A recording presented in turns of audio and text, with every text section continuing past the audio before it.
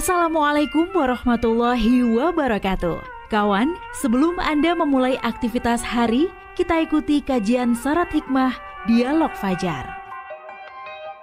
Assalamualaikum warahmatullahi wabarakatuh. Alhamdulillah kawan, pagi hari ini saya Fitriana Ayu kembali di program Dialog Fajar. Apa kabar? Semoga semuanya dalam keadaan sehat ya, siap melanjutkan aktivitas apapun yang perjalanan ataupun yang sedang di rumah, sedang prepare. Semoga tidak ada yang tertinggal dan semoga menjadi hamba-hamba Allah yang beruntung. Amin, amin, amin ya rabbal alamin. Karena kan kemarin kita membahas seputar bangkrut begitu kawan ya. Bangkrut ternyata ya sebegitu sedihnya, sebegitu pedihnya, ternyata nggak kerasa. Bisa saja itu kita lakukan kalau kita tidak hati-hati, kalau kita tidak asal saja. Nah, pagi hari ini kita perdalam kembali, alhamdulillah dipertemukan oleh Allah bersama Ustadz Ali Mu'afah dari Pesantren Al-Quran Nurul Falah Surabaya. Assalamualaikum Ustadz Ali. Waalaikumsalam warahmatullahi wabarakatuh. Masya Allah, ketemu lagi sehat Ustadz. Alhamdulillah, sehat walafiat. Beruntung ya Ustadz? Alhamdulillah, nggak bangkrut maksudnya. Insya Allah, amin amin. Sedih nih Mbak bicara bangkrut ini. Oh gitu ya, betul Ustadz. Karena kan kemarin yang dicontohkan oleh Ustadz Ali itu tidak jauh dari kehidupan kita yang mana, apalagi ya kehidupan sehari, bahkan siapapun ya Ustadz ya. Apalagi kalau dalam sebuah perkumpulan gitu Ustadz, baik itu teman di kantor atau keluarga aja kadang ya Ustadz ya. Ada saja. Kadang, iya, tiba-tiba itu nggak kerasa, tiba-tiba itu mengarah ke gibah Ustadz. Sudah di tengah-tengah gibah ternyata. Nah iya, sebenarnya itu yang dosa itu yang ngajak atau yang diajak sih Ustadz. Kadang itu apalagi ya Ustadz, misalkan sudah tahu ini gibah ya, tapi kita menolak gitu. Malah dibilang yang gak asik atau bahkan dibilang sok suci dan lain sebagainya. Padahal kita ini pengennya nggak bangkrut gitu Ustadz. Itu bagaimana Ustadz Ali? Monggo selengkapnya bersama Ustadz Ali Mu'afah. Bismillahirrahmanirrahim. Assalamualaikum warahmatullahi wabarakatuh. Waalaikumsalam warahmatullahi wabarakatuh. Bismillahirrahmanirrahim. Kita sebut asma Allah. Alhamdulillahirabbil alamin. Kita bersyukur pada Allah Subhanahu wa taala bisa begini, bisa bicara, bisa kerja dan lain-lain. Betul. Allahumma shalli wa sallim wa barik ala sayyidina Muhammad. Kita juga bersolawat kepada baginda Nabi, beliau yang telah menghabiskan waktunya, usianya, mengorbankan segala macamnya demi untuk menyelamatkan kita dari neraka. Maka kita bersolawat agar ini sebagai salah satu terima kasih kita kepada baginda Nabi dan rindu kita kepada beliau. Kawan, iya Mbak Ayu, ya memang mungkin itu salah satunya mengapa Nabi sharing dengan sahabat-sahabat tentang masalah bangkrut itu. Ya. Intinya kalau kita ringkas kawan, kebangkrutan itu adalah di mana amal ibadah kita yang segitu banyak, yang secara kuantitas dan kualitas kita dijamin ahli surga, standar. Tapi itu kita bisa bangkrut karena pahala amal kita itu diserap untuk membayar dosa dan kesalahan kita di hari kiamat di hadapan Allah nanti. Akhirnya pahala kita itu habis Mbak Ayu. Apakah berhenti di situ? Belum.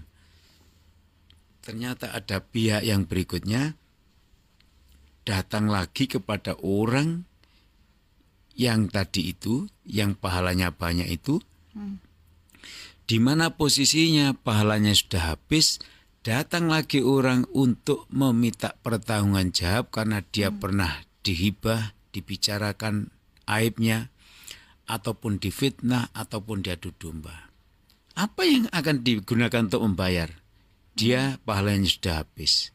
Akhirnya Mbak Ayu, dosa orang yang meminta pertanggungan jawab itu diberikan kepada orang yang pernah menganiaya itu. Ya. Jadi ukhidha min khotoyahum faturihat alaihi thumma turiha finnar. orang-orang pada datang menuntut orang yang beramal baik tadi itu, yang pahalanya udah habis, maka setiap orang datang itu dosanya itu ditimpakan kepada dia. Datang lagi yang kedua, dosanya ditimpakan lagi kepada dia. Sudah nggak ada alat untuk membayar. Apa yang terjadi kawan? Yang terjadi akhirnya orang yang calon surga tadi yang memikul pahala yang banyak, ganti memikul dosa yang sangat banyak. Dosa siapa? Ya dosa dirinya sendiri. Yang dilahirkan oleh dirinya, oleh dia sendiri dengan cara mendolimi orang lain tadi. Pertanyaan kita sekarang, tapi bagaimana Mbak Ayu? Kita menghibah, membicarakan kejelekan orang lain itu gara-gara diajak orang lain. Iya. Gitu pertanyaan Mbak Ayu tadi itu ya. Betul. Saya enak-enak begini, duduk baik-baik, Mbak Ayu datang ngejak ngerasani orang. Astagfirullahaladzim. Sudah enggak loh Ustaz. Ayo kapok ya Mbak Ayu ya. Sudah enggak loh Ustaz. Sudah enggak ini. Tapi itu sulit Mbak dalam pergaulan kita emang ya. Nah, iya. Macam-macam ya. Kadang-kadang ketika kita tidak mau ya. Saya sampai pernah mengatakan, wis rek aku aja dijak ngerasani wong. Iya. Yo kamu sok suci loh, bukan begitu. Kalau saya iya, hitung Ustaz. itu, Iya. saya hitung saya ini sudah nggak punya pahala lagi. Sudah habis untuk menggunjing orang. Ini masih kau tambah. Kok cik mentoloni kamu, kan begitu kan? Iya. Jadi saya itu sudah terlalu sering membicarakan aibnya orang lain. Sik mbok ajak mana, Kak? Sakno ambek aku ta. Bukan saya sok suci. Kamu sudah menghancurkan ini nanti. Oh gitu ya jawabannya. Ya. Jadi kita harus punya jawaban seperti apa sehingga maaf ya Mbak Ayu. Kadang-kadang memang maaf. Kadang-kadang saya itu berterima kasih pada Allah. Maksudnya begini.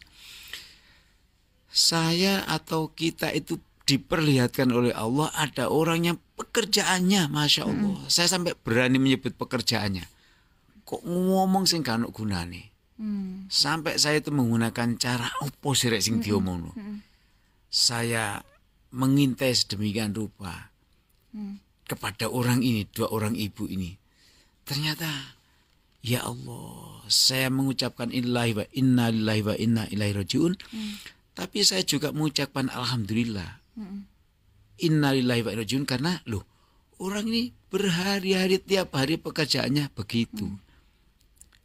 Lalu saya berterima kasih pada Allah, sedikit pun saya tidak berselera untuk berbuat seperti orang itu. Apalagi hari-hari, tiap hari dia tidak bekerja. Pekerjaannya adalah dua orang ini menggunjing orang lain. Jadi kita diberikan ilmu waktu itu, hai Mbak Ayu, hai Ali Mu'afah, jangan kau tiru orang yang di depanmu itu loh. Kan begitu maksudnya. Tetapi protes otak saya itu terus apa yang bisa saya lakukan? Nah, itu yang perlu digali. Apa tidak bisa? Maka salah satu cara justru kita nimbrung dengannya. Nimbrung bukan untuk ambil bagian ngerasani orang ya. Tapi ambil bagian bagaimana agar dia atau mereka itu tidak terus-menerus seperti itu. Nah, kita bisa bicara tentang bangkrut tadi itu. Dengan caranya tidak di luar dugaan Mbak Ayu. Di antara yang pernah kita lakukan ternyata membuat mereka itu nangis tobat sejadi-jadinya.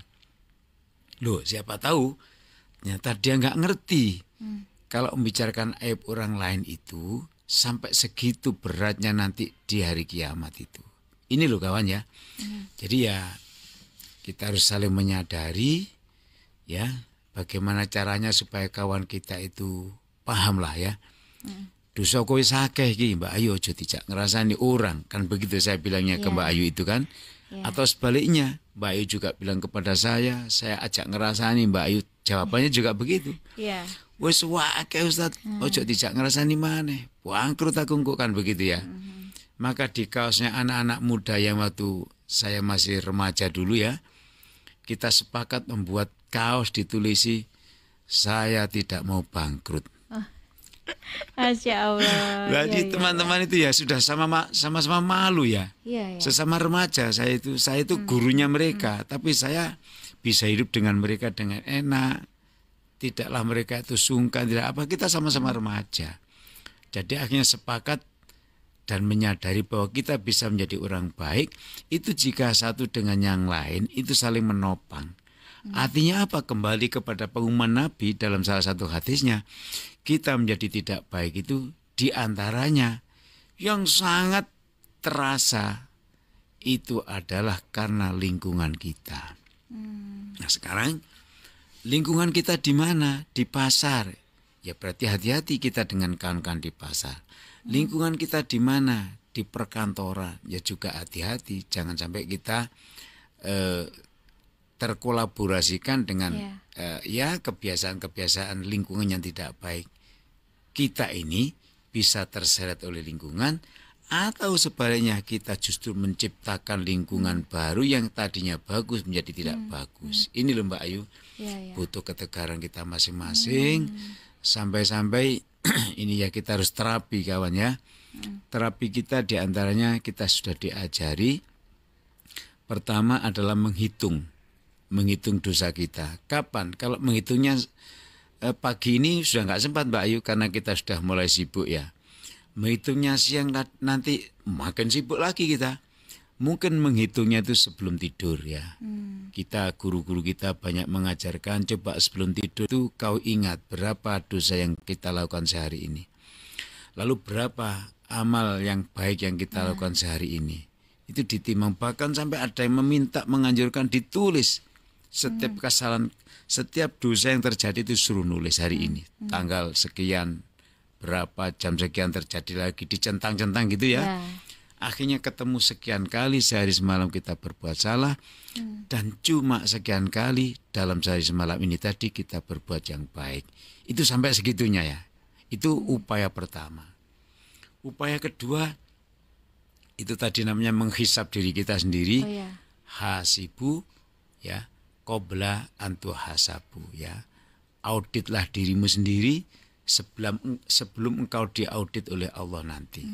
Jadi dengan cara itu tadi kita akhirnya tahu tidak belen ternyata perbuatan jelek kita 100 kali hari ini, perbuatan baik kita itu cuma 2 kali, itu pun gak patah ikhlas.